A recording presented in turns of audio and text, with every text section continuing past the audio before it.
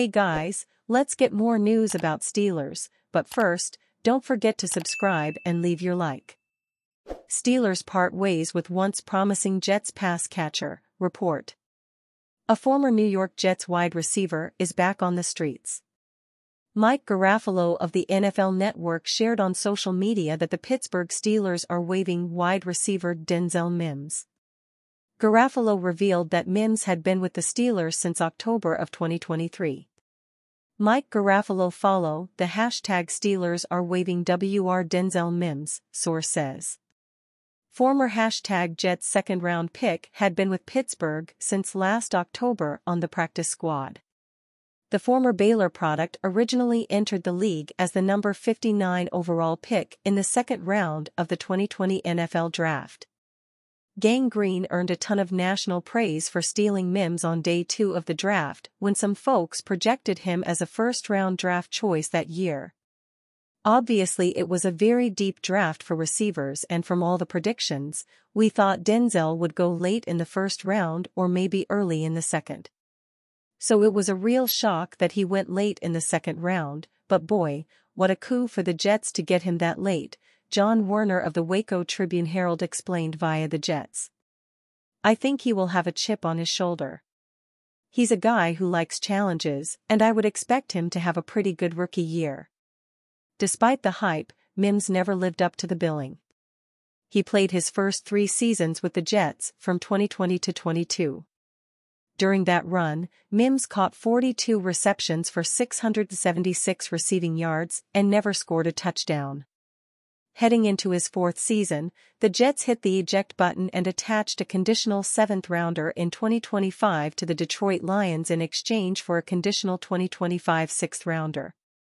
Mims didn't make the roster and was released in August of 2023.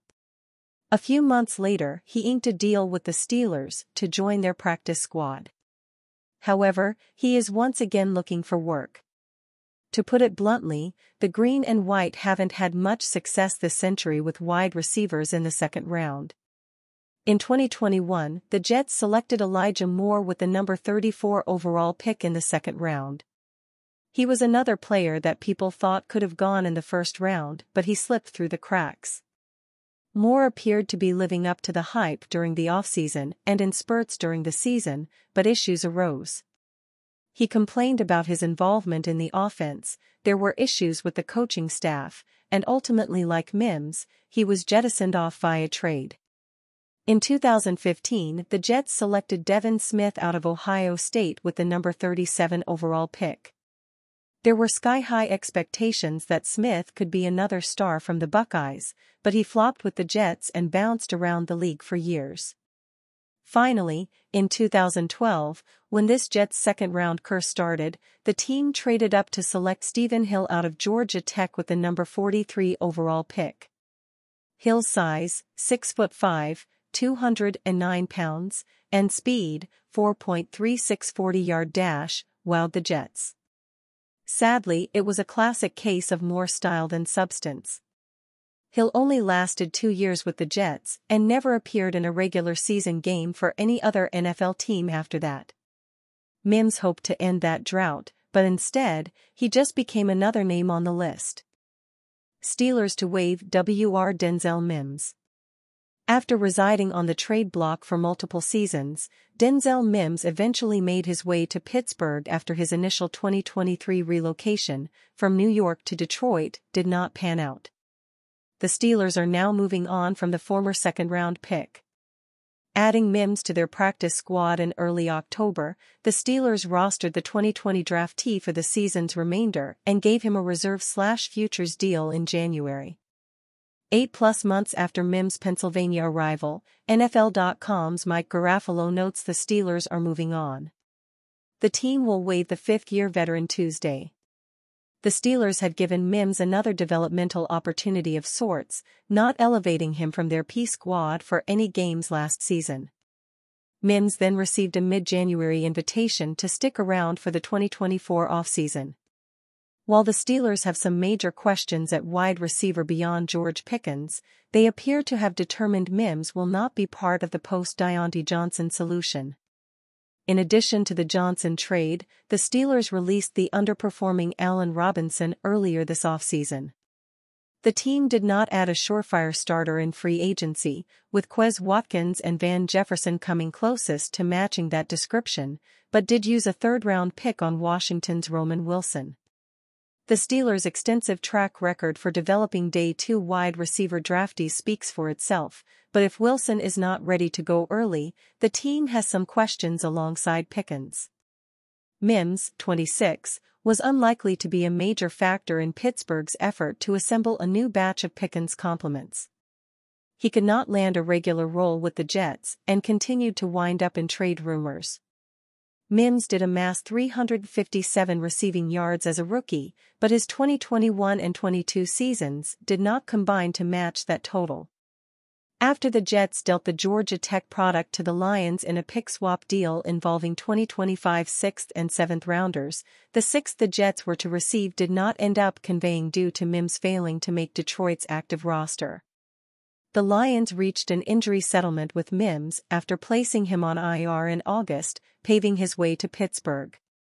Two of the Steelers' WR candidates, Jefferson and Scotty Miller, followed new OC Arthur Smith from Atlanta, while Mims arrived during Matt Canada's final days with the club.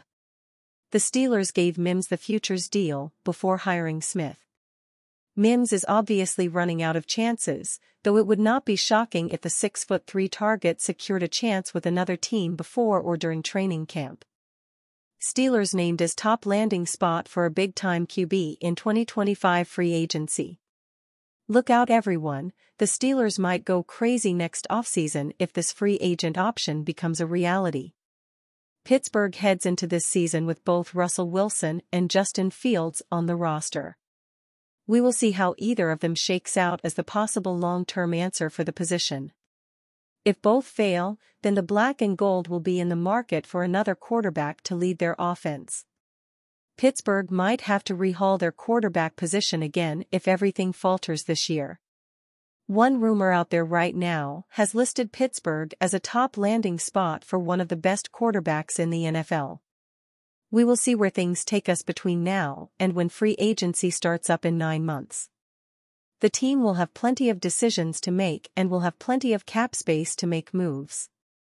Add in the fact that they can maneuver certain contracts next offseason, and this rumor could make sense. It will all come down to different outcomes this season, and if this player makes it to free agency.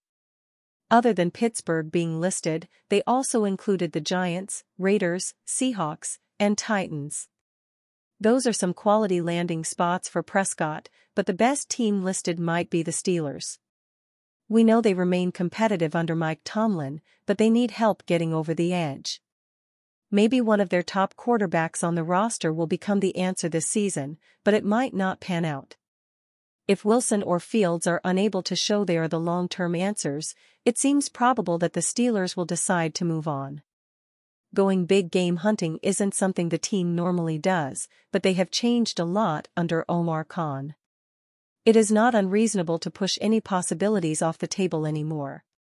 Khan is not afraid to get creative to make the roster better. What would it take to sign someone like Prescott in free agency? Well, Trevor Lawrence just got paid a ton of money, and he hasn't proved much success in the NFL. According to Spotrac's website, Prescott should expect his next contract to land at 4 years and a smidge over $203 million. That is a lot of money to pay a quarterback who will be 31 years old this summer and has found little success in the playoffs. On paper, that contract seems insurmountable, but it is something the Steelers could potentially pull off next year. They have a projected cap space of $78 million, and they could open more space by restructuring certain deals and cutting bait with some bad contracts. Prescott's projected contract would eat up a big chunk of that space, but it might be worth it if both Fields and Wilson flop. And you fan? What do you think of the situation of Dak Prescott? Leave your opinion in the comments.